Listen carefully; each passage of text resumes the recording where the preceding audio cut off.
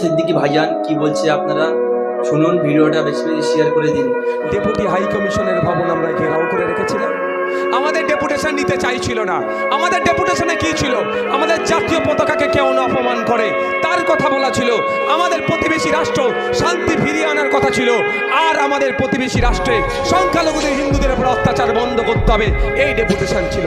ওরা আমাদের ডেপুটেশন নিতে চাইছিল না, কিন্তু আমরাও না ছোট বান্দা, আমরা বলেছিলাম যতক্ষণ না ডেপুটেশন নেবে এই গেটের সামনে বসলাম, কোনো অফিসারকে বারো হতে দেব না, আর কোনো অফিসারকে ঢুকতে দেব না।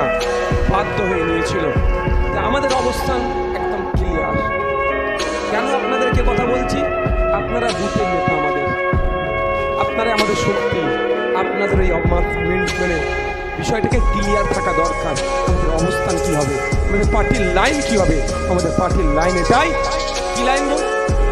যারা অত্যাচার করবে তাদের